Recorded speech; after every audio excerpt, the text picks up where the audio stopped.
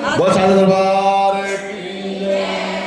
ओम लंबोदर नमस्तुभ्यं सतमते मोदकां प्रियं निर्विघ्नं कुरु देव सर्वकार्येषु सर्वदा सर्वकार्येषु सर्वदा सर्वकार्येषु सर्वदा भगवान की जय। श्री कृष्ण गोविंद हरे मुरारी हे नाथ नारायण वासुदेव।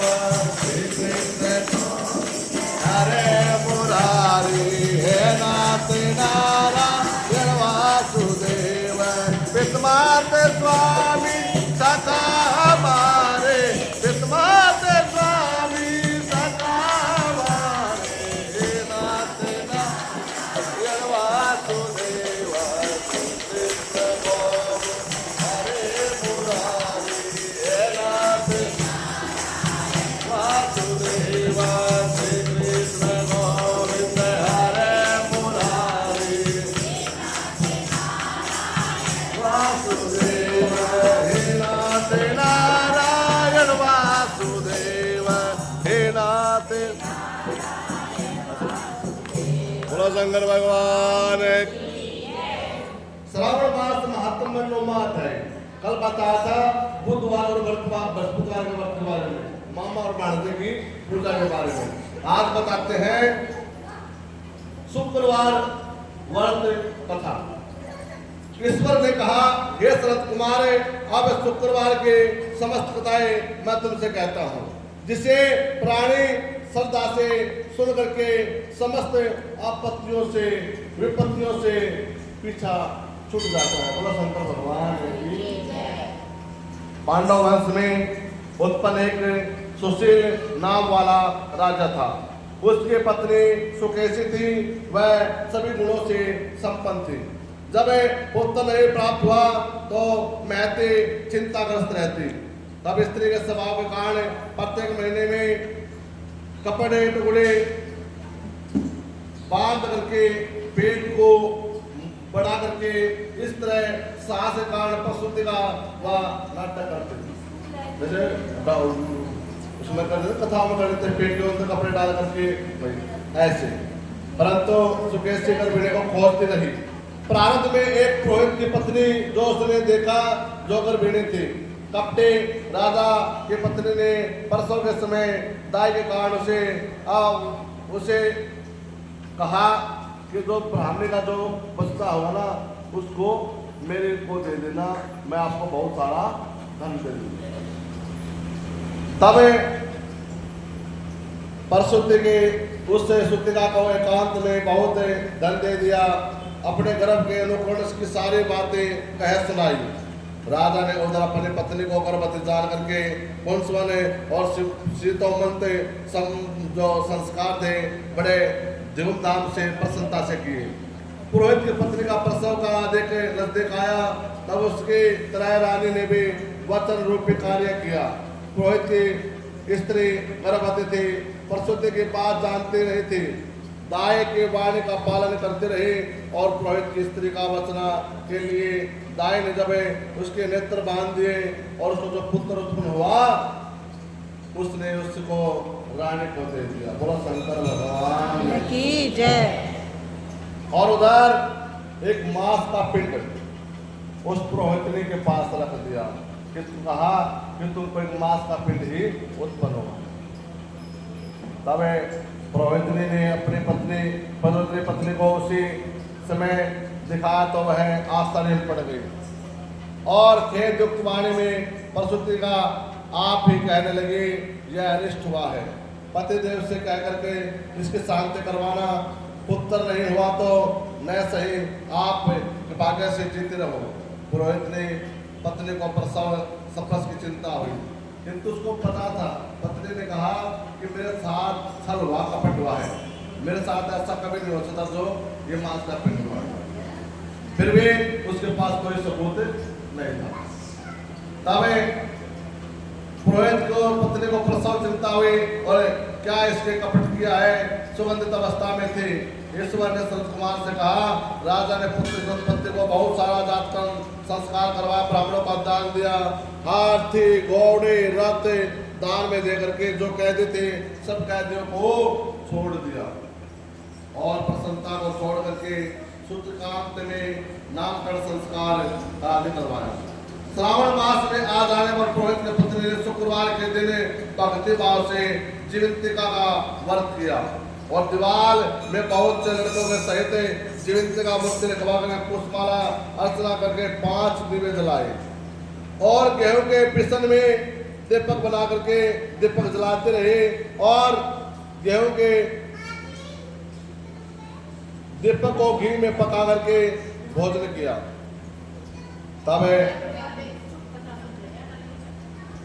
मूर्तियों पर अक्षत छोड़ करके और कहा कि जहां मेरा पुत्र है, हे मां उसकी तू रक्षा कर। तब जीविता के प्रसाद से बालक दीर्घायु होता रहा और उस रोज जीविता देवी उसे पुत्र के मातृगुणों से रात में रक्षा करने लगी। दिन रात माता उसकी रक्षा करने लगी और कुछ काल बीत जाने पर राजा मर गए। पितृ भगत पुत्र ने माता के पापों के क्रियाक्रम के फिर पुरोहितों ने प्रियवत को राज्य सिंहासन पर बिठा दिया। उसने प्रजा की रक्षा और कुछ काल तक राज्य किया। राज्य का भार वर्द मंत्रियों को दे करके वह पितर ऋण की मुक्ति के लिए वन गया जी में चला गया।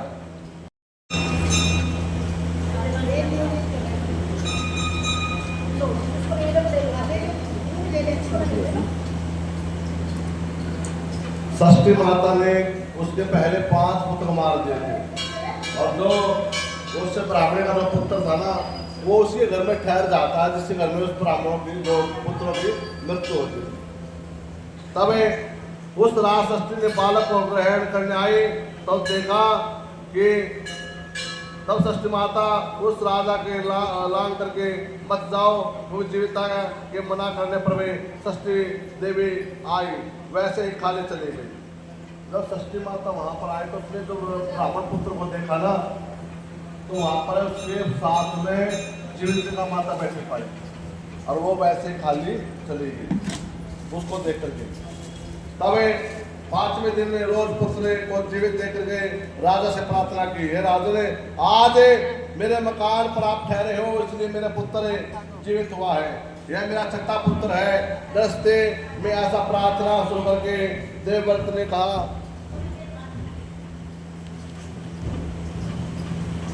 देवव्रत ने वहां निवास किया और गया में जाकर पिंड देने लगा। तब विष्णु के पद पिंड को देते हुए आश्चर्य हुआ और जब पिंड ग्रहण करने के लिए 2 हाथ निकले तब ऐसी घटना देख करके भूपति विश्व में होकर के निसंदेह करने लगा। क्या करो? ब्राह्मण ज्ञा से राजा ने विष्णु पद को पिंड दे दिया। फिर किसी सत्यवादी ज्ञानी ब्राह्मण से पूछा ऐसी बातें क्यों हुई? उसके पूछने ब्राह्मण ने कहा, हे राजा ने ये दोनों हाथ तुम्हारे पिता के हैं, ऐसा क्यों हुआ? उसकी जानकारी के लिए घर में जाकर माता से पूछो, आपकी माता सब कुछ कहेगी। राजा चिंतित दुखी अवस्था में मन में अनेकों तरह के विचार करने लगा। यात्रा पूरी होने पर लड़का राजा पहुंचने से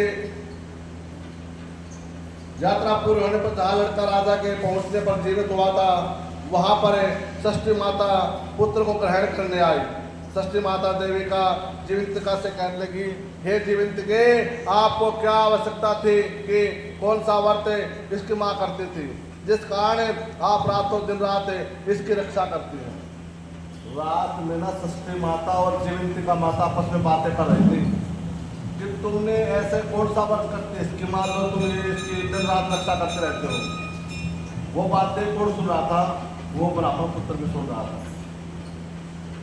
तब ऐसे वार्ता सुनकर जीवित का हंसते हुए कहने लगी, राजा की रात दिन रात इस निमित्त की जानकारी के लिए जागा हुआ था, सोने का बहाना किए हुए था। उसी राजा ने उन्हें दोनों की बातें सुन ली। तब हे षष्ठी देवी इसकी माँ श्रावण मास में शुक्रवार के वक्त करती थी, नियम से करती थी और उसी नियम को मैं आपस से कहती हूँ। उसकी माँ हरे वर्ण का कपड़ा और चोली नहीं ग्रहण करती थी। हरे वर्ण के कांच की चूड़ियाँ और हाथों में ग्रहण नहीं करती थी। चावल के धोन से जल को कभी नहीं लांघती थी। हरे पल्लव मंडप के नीचे नहीं जाती थी। हरे वर्ण का हो जाने पर करेले का साग नहीं खाती थी। इसे सब प्रसन्नता के लिए वह दिन रात मेरी सेवा करते थे। इसी कारण मैं उस बच्चे की रक्षा करती हूँ। बोला शंकर भगवान की जय। तब वो बातें कौन सुन रहा है? वो ब्राह्मण पुत्र भी सुन रहा सारी बातें। तब वह राजा सुबह अपने नगर के लिए गया और स्वागतार्थ राजा नगर निवासी सब देशवासी उस राजा के पास आए, उनका स्वागत किया।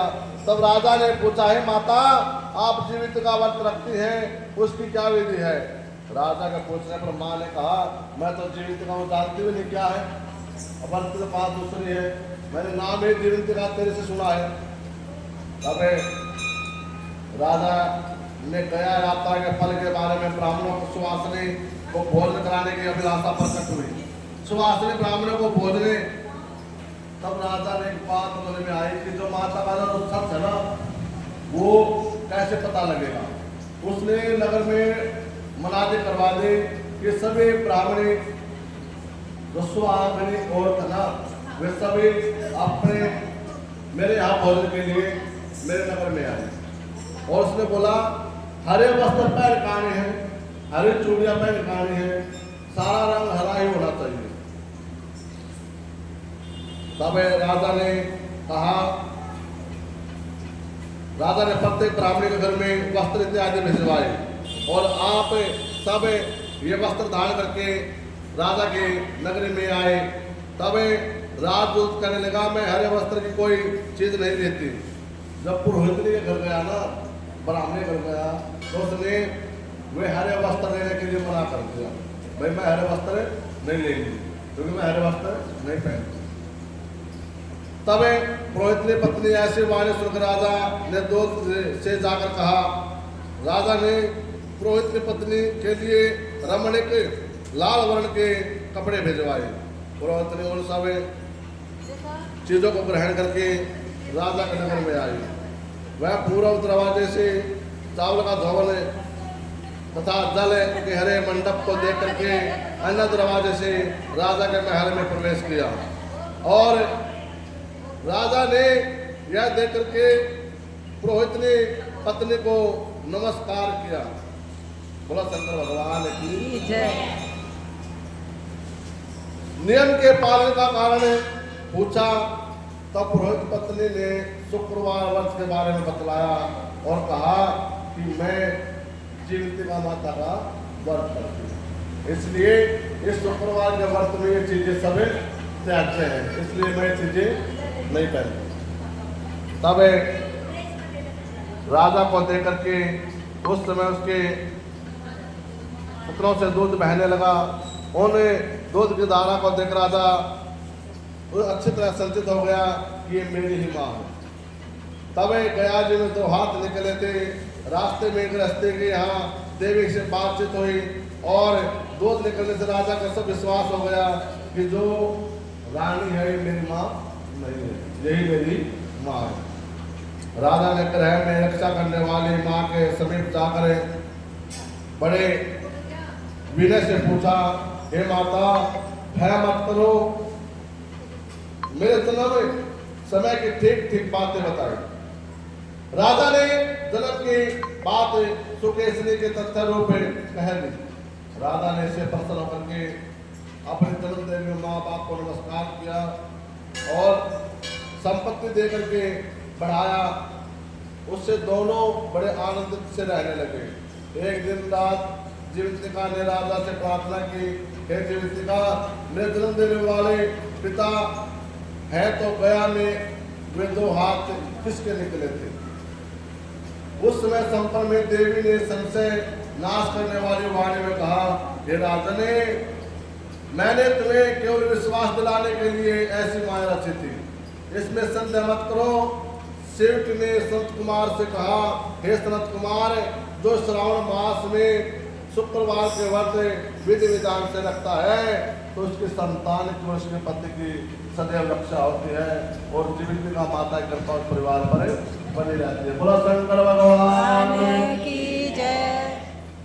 श्री राम जय राम जय जय राम श्री राम जय राम जय जय राम श्री राम।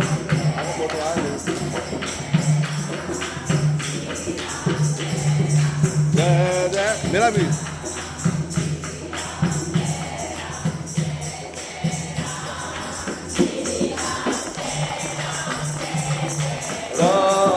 बेड़ा पड़े जब भक्त अच्छा कर ले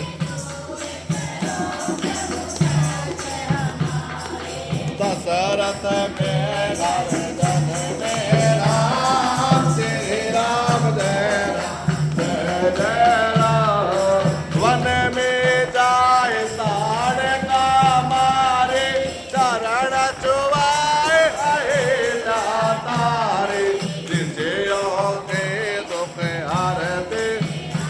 बोलो श्री राम जय राम जय जय राम श्री राम जय राम।